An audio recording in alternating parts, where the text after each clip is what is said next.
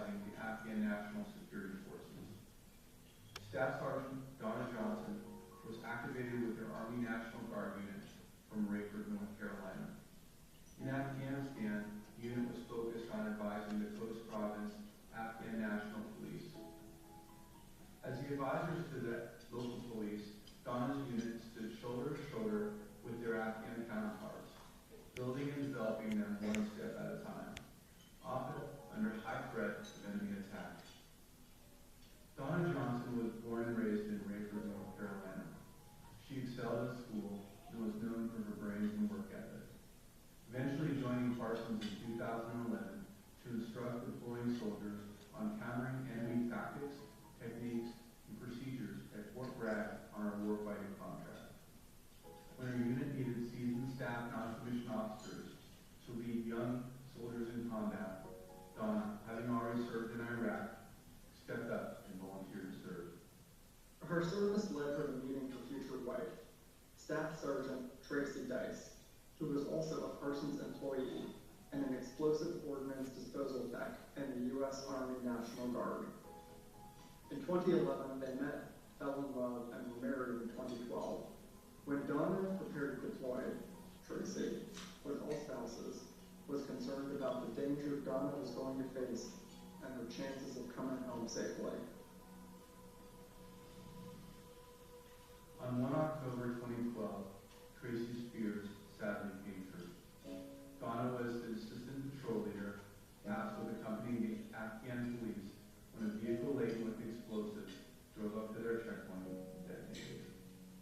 Staff Sergeant Donna Johnson and 2 other U.S. soldiers from her unit were killed.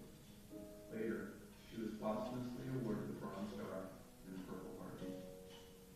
Tracy Johnson would escort her wife home from Washington, D.C., not knowing the struggle was just beginning. The Department of Defense did not legally recognize her as Donna's official spouse and family member, denying her the coverage and support of her straight counterparts who also lost loved ones in combat. This struggle for recognition was bigger than just Tracy. This was a DOD-wide issue for same-sex partners. And when Tracy needed assistance the most, the Modern Military Association of America stepped in to assist her. MMAA is a non-profit organization improving the lives of our military families through education, advocacy and support, and advocating for equal rights.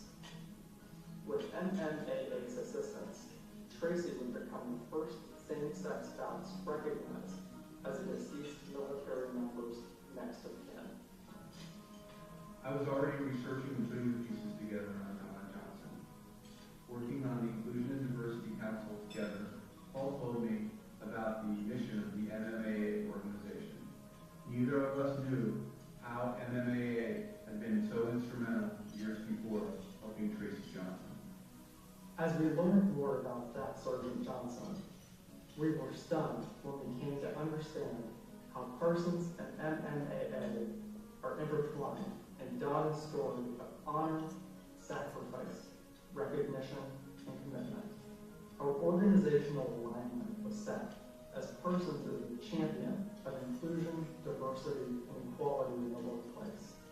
Parsons is honoring Staff Sergeant Johnson's legacy by sponsoring MMAA's annual Staff Sergeant Donna Johnson Equality and Valor Award and a military spouse scholarship named in her honor. Parsons takes great pride in honoring the sacrifice and commitment of Staff Sergeant Johnson, and her legacy is woven into our quest to support veteran causes and deliver a better world.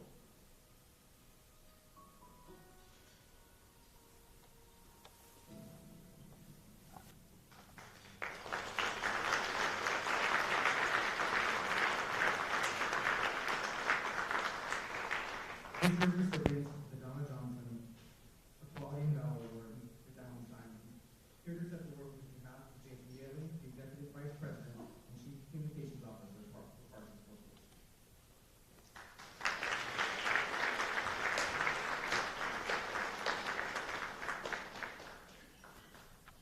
A kind introduction. First, let me say how honored I am to receive this prestigious award.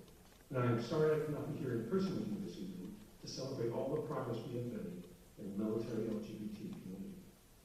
But that progress can never be taken for granted, and I often describe our status in the military community as being fragile. What I mean by that is that we in the military and the federal government are currently living in a kind of golden era, where we are free to be ourselves without worry about official repercussions from those who oppose our expression of sexual orientation and gender identity. But that freedom is not guaranteed. It is easily upended by some future commander-in-chief or some future congressional legislation. And to expand on that, let me briefly review the history of how we got here, for I suspect that there are likely many in our community who are unaware of the nearly 2-decade battles we had to fight to achieve our current freedoms. So looking at our military history, back in the 20th century, the military considered homosexuality as one of the many categories of unsuitability for service, along with sleepwalking, bedwetting, personality disorders, etc. Gay, lesbian, and bisexual citizens were thus unqualified for duty, and they were administratively discharged. And in parallel, transgender personnel were considered medically unqualified for service, rather than unsuitable. Then in 1993, in response to President Clinton's attempt to allow open service of gay, lesbian, and bisexual troops, Congress passed the infamous Don't Ask, Don't Tell law that effectively banned us from serving in the military. Technically, the law actually allowed us to serve, but in order to do so, we had to be silent, celibate, and invisible, an impossible restraint not borne by any of our straight counterparts and unprecedented in U.S. military history. The argument made by our opponents was that there was such widespread homophobia in society, and especially in the military, that the mere knowledge of the presence of a homosexual in the unit would seriously degrade unit morale, unit cohesion, and combat readiness.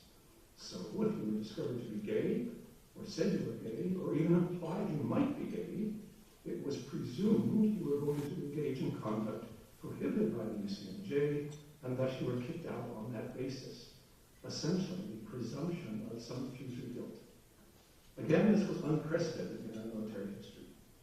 And because the Don't Ask, Don't Tell was a law, it was beyond the ability of the president or of any individual service chief to undo. The Don't Ask, Don't Tell law, however, did not address transgender individuals who continued to be considered medically disqualified. And so began a very long and very difficult and very hard-fought battle to get this law repealed. And it took nearly 2 decades to do so. Finally, in September of 2011, with the heinous Don't Ask, Don't Tell law repealed, gay, lesbian, and bisexual Americans were officially allowed to serve their country openly and honorably. Transgender citizens, though, were still considered medically disqualified. The fight for transgender equality in the military was actually far easier to fix. There was no law to overturn requiring congressional action with all its attendant political and religious overlay. Instead, the military's medical regulations simply have to be amended, something entirely within the Department of Defense and the President's control. With the help of the American Medical Association and others, that effort was successful, and starting in mid-2015, transgender service members were no longer being discharged, and in mid-2016, the military formally got rid of its ban on transgender service.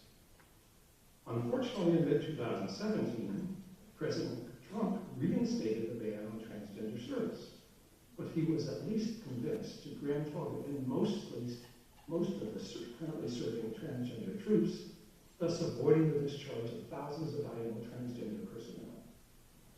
Fortunately, when President Biden was elected on his very first day in office in 2018, he undid President Trump's ban and allowed transgender service members to do so honorably and openly. And so that brings us to today. There is currently no law prohibiting LGBT service members, and there are no military regulations prohibiting their service either. And now we are serving honorably in every rank and in every MOS throughout all branches of the military. But all of that progress can be undone with a simple stroke of a pen from some future commander-in-chief. It's exactly as we saw President Trump do with transgender service members. Similarly, Congress could reenact Don't Ask, Don't Tell, or worse, legislate a total ban on their service. It is indeed a fragile state of affairs. We are already seeing the storm clouds, not only on the horizon, but for our transgender citizens, the storm is already here. More than 20 state legislators have passed laws disaffecting civilian transgender rights, with more likely to come. So far in the military and federal government, we have been protected from those efforts, but that too could change. So what can we do about it? That brings us to what I call the power of coming out and making it clear how many of us are here and what the cost would be to kick us out.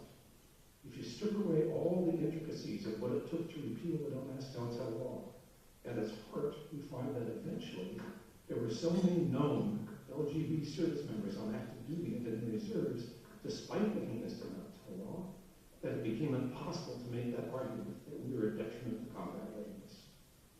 So my advice to all of you is stand up and be noticed. Every one of you count. By your presence and by your honorable service, you are living proof that LGBT service members are just as valuable to combat readiness as our restraint counterparts. And the cost to the military of losing you in your talent and your experience is too much to bear. That indeed is the power of being out. Thank you.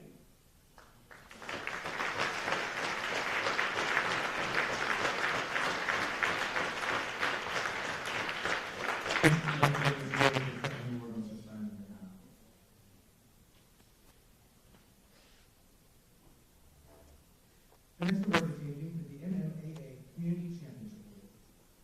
This award recognizes an organization and individual who demonstrates exceptional dedication and leadership in advancing LGBTQ+ inclusion. Their tireless efforts, passion, and innovative approaches significantly impact the community, inspire others to get involved, and drive positive change. Here to present the award is Dr. Fontanez, the MMAA Award Chair.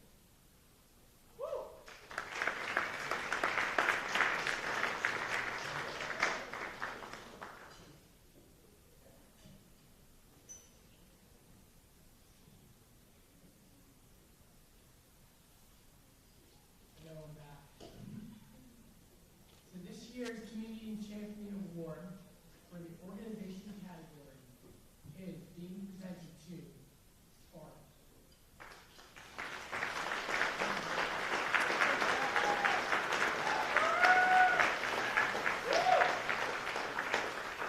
Starr stands as a beacon for transgender individuals who currently serve or have served in the U.S. military. As a 501c3 nonprofit, independent of the Department of Defense, their mission is clear: to support, educate, and advocate. Sparta collaborates with other LGBT advocacy organizations to promote an inclusive military environment that values the contributions of all Americans with a desire to serve. Since its founding, Sparta has been on the front line advocating for the right to serve for transgender service members and foster an environment in which service members and their service thrive. This has included providing transgender service members with world-class peer support and mentoring to maximize their members' personal resilience, excellence in service, mission readiness, and retention. Over the past year, Sparta has educated commanders, lawmakers, service members, and the public on trans-service concerns, procedures, and best practices, while also advocating for the legal right of trans-service members to serve openly, authentically, and as their affirming gender. This award is being accepted by Major Cara Corcoran, U.S. Army, who serves as the Vice President of Sparta. Join me in a round of applause.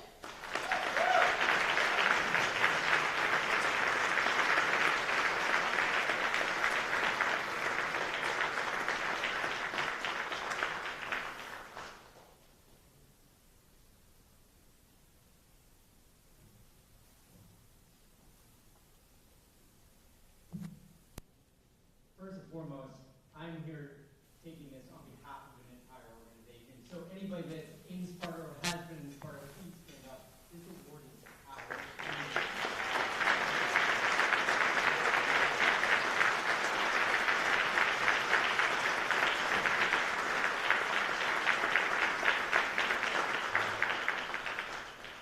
I don't just accept this on behalf of our organization, but for all transgender service members who are not only closeted or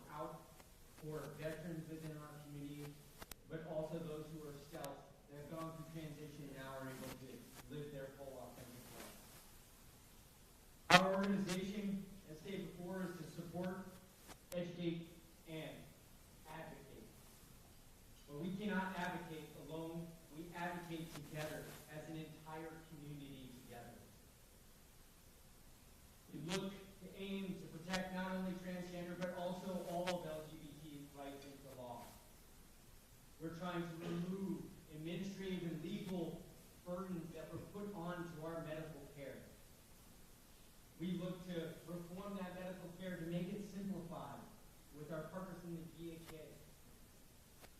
And we look to help support our communities and our families with our Help of Modern Military Association of America, and also our veterans and all of our veteran organizations that are out there. Currently, there are 586 anti-trans laws in 48 states attempting to strip our rights not only as our ability to serve, but as human beings. As threats loom to serve with bans in the NDAA or with laws put together by politicians, or the threat of a change of administration that with a wipe of that pen, as mentioned before, could wipe us all out. We continue to work with all the people in this room, whether it's on the back, mapping up the future on the back of a handwritten or having people come and support us at a recent conference that we had. We can't do this alone. And with that I say, our shields are prepared to take on the brunt of all the hate that is out there, but everyone in this room is the spear that will help us win the fight. Thank you.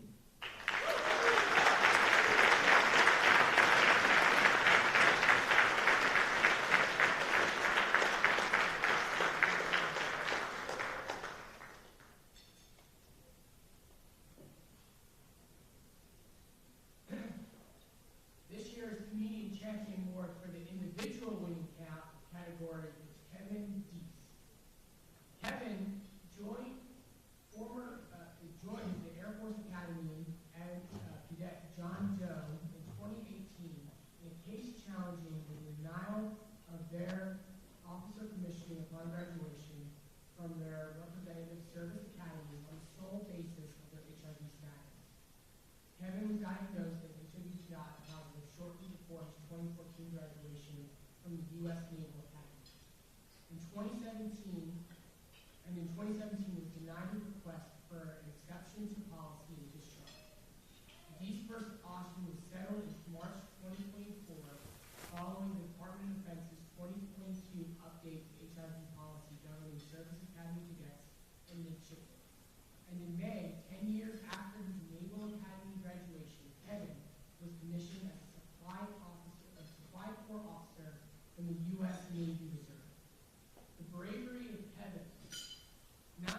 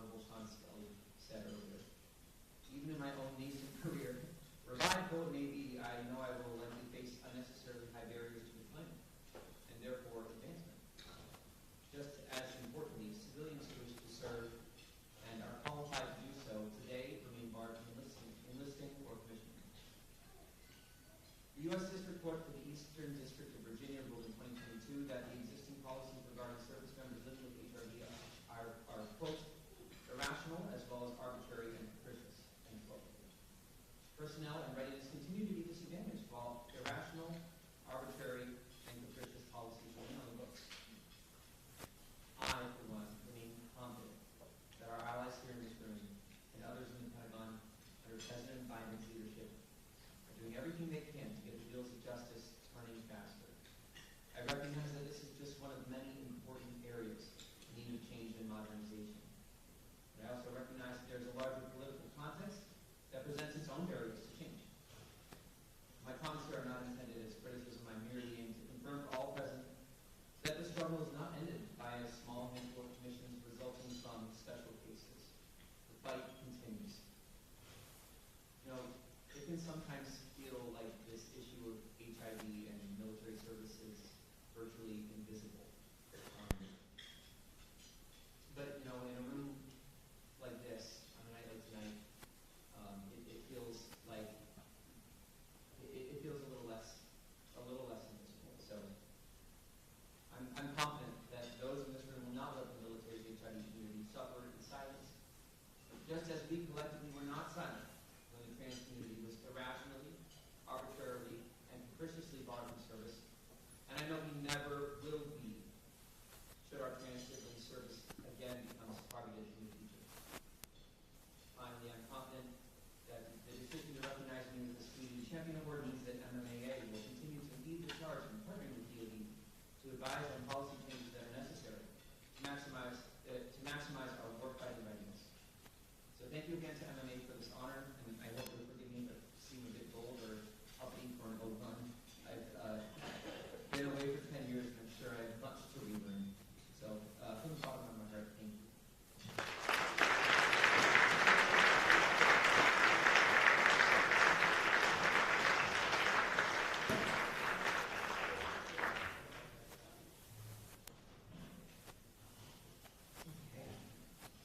The next award we presented this evening is the MMAA Advocate of the Year.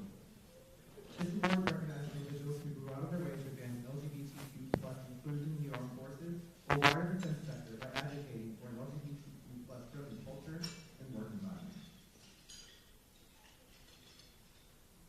It will be accepted by Kenny Smith on behalf of Sergeant Aurora Allen.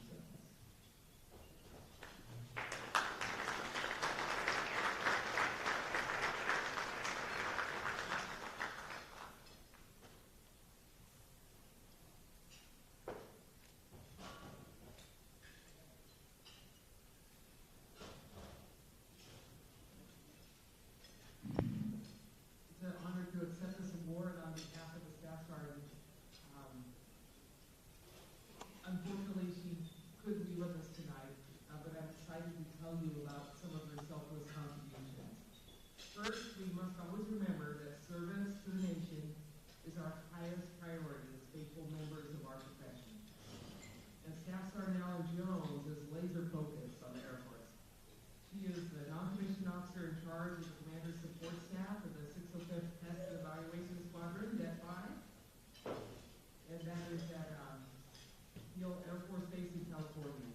She administers 41 commander's programs and a broad spectrum of personnel activities that impact readiness. She's been recognized by the Air Force for many awards, including Personnelist of the Border, Group and Wing Volunteer of the Border, and the Wing Diversity and Inclusion Annual Award. On this strong leadership foundation, she has been a force advocating for LGBTQ communities in the armed forces. Her advocacy is visible. She organized a 5-member team at Sacramento Pride Fest.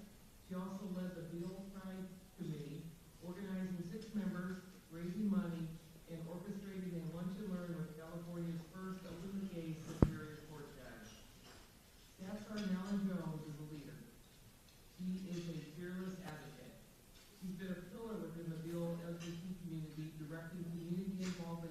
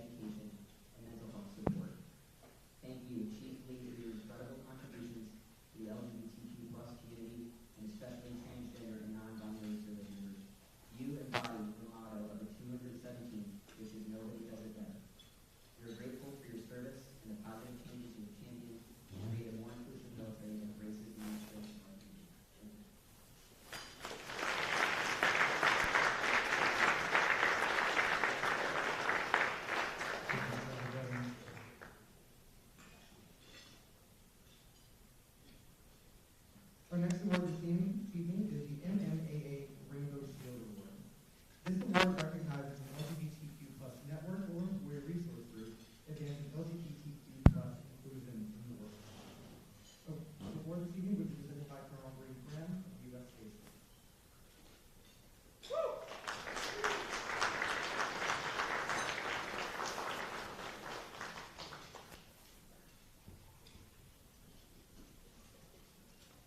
So we've heard a lot of talk already about how the Department of Defense has added additional health care.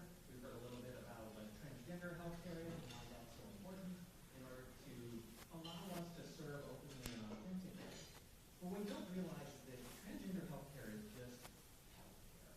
And, you know, for this particular transgender service member, my health care was on Friday getting shot of tramadol in my butt because I had just done a very heroic thing of sneezing while riding the metro to the Pentagon. So if you notice me listing a little bit on the way up here and wearing my pads rather than heels, that's a big piece of it. So if there are any Navy damage control folks out there, if I just start doing this, please come prop me back up. Because I don't want to be up here and take away from the spotlight that should be on the transgender health medical evaluation unit that the Department of the Air Force has had for a long time now. And this unit has been led spectacularly by one individual, Lieutenant Colonel Dr. Josh Somali, who is here to receive the award. And what I want to say about Josh and his team is that they have punched so far beyond their weight, so high above their class. It has been truly incredible to watch this team of dedicated allies fight for us. It is an incredible example of our community, our wider LGBTQ community, fighting for one another, and that allyship is important even within our community. Not only have they treated thousands of transgender service members from the Department of the Air Force, but that has extended to assisting other services make sure that the same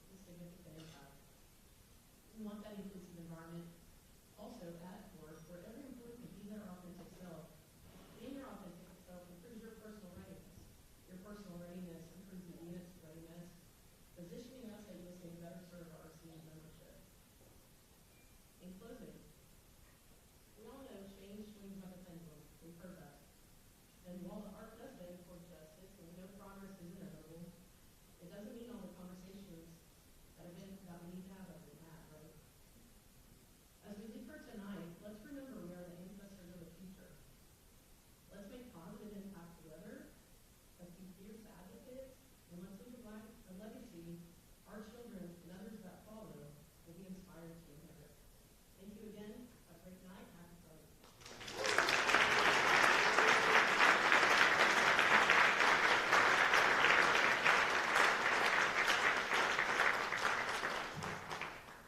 Thank you, Mr. Dane. Let's do one more big round of applause for all of you leaders and advocates that received awards.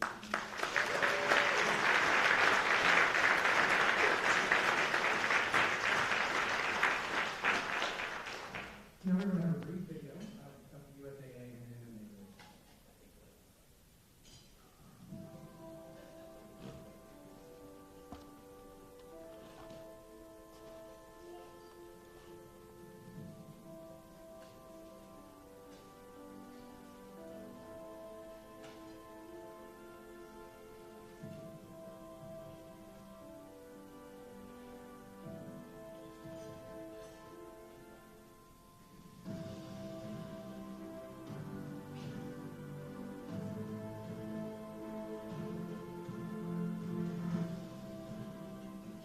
New initiatives include the launch of our incident reporting form for LGBTQ+ or HIV discrimination. We updated our website and released the newly updated Freedom to Serve guide.